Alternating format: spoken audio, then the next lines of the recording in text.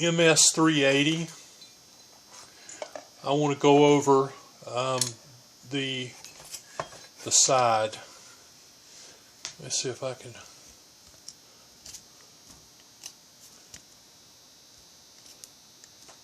Lower that a little bit.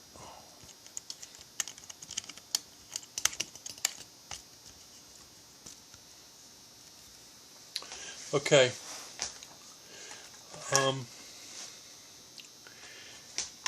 This plate right there, whenever I first installed it, I had the little things that stick up. I had them going the wrong way. So there's a big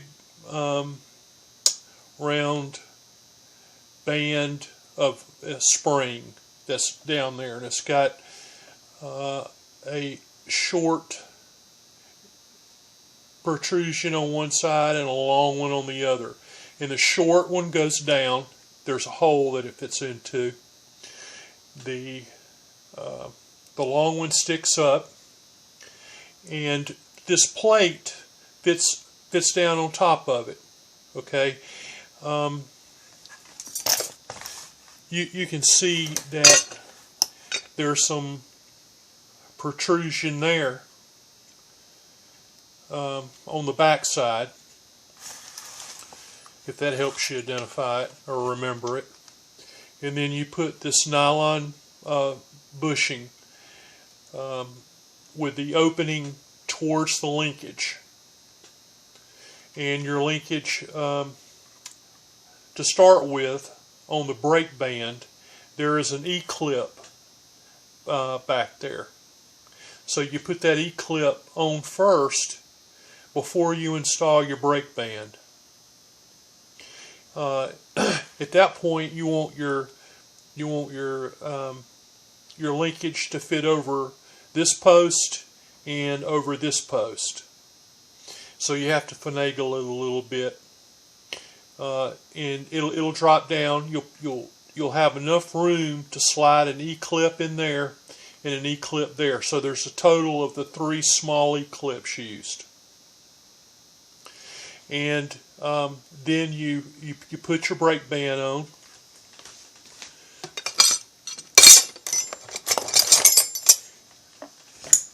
And use this. It's a little $10 tool. And I'm sure there's people that'll make them. But golly Pete. Okay. So then you drop your spur or your sprocket down in there, where your band is. The band goes on the outside, of course. I take nothing for granted. I'm just telling you this. This cog fits into your brake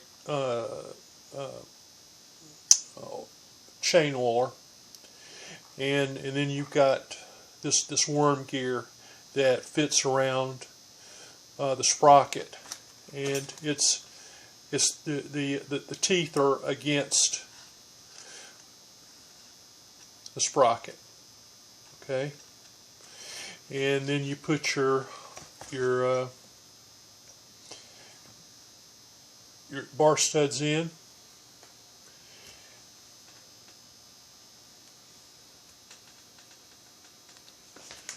And let's see. You put that on. You put your star washer on.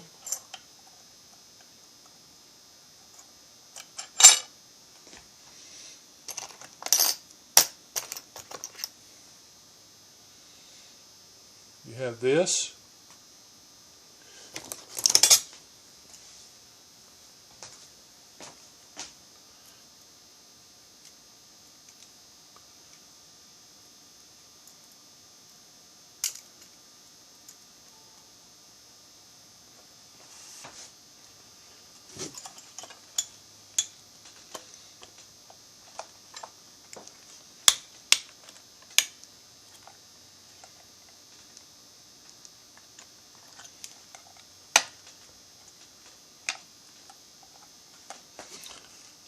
Here's a little groove that pops into.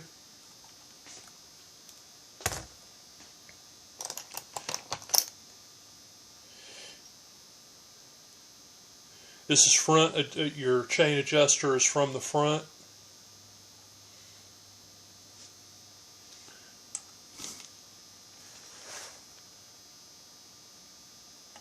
So you drop that in.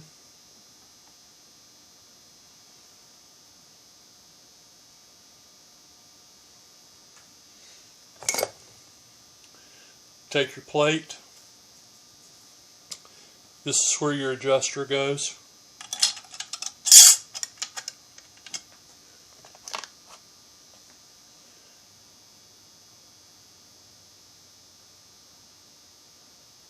It's a pan head.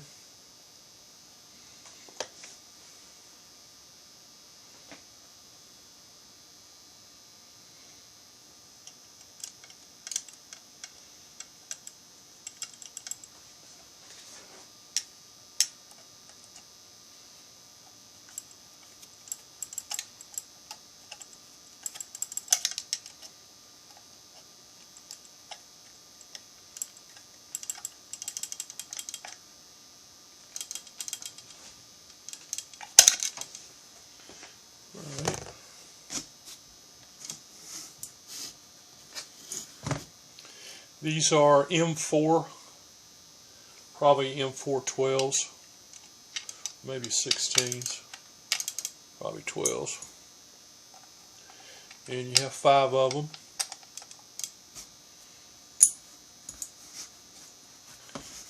It holds the magnesium cover on.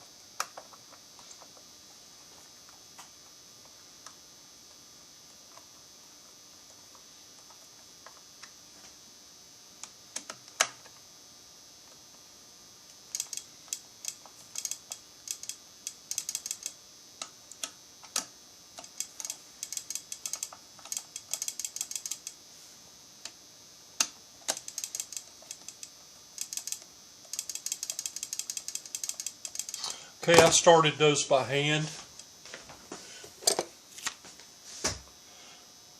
I'm going to take my driver and go in the rest of the way. I've got it set so that it's not on drill. It's not going to put too much of a strain on it.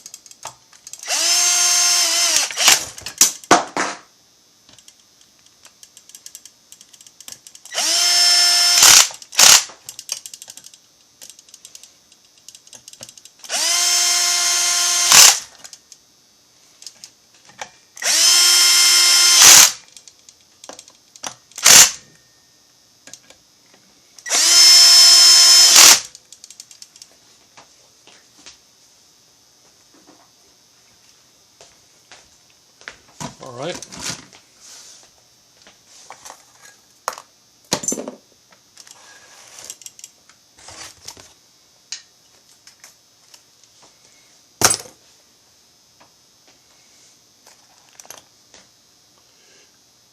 This goes there.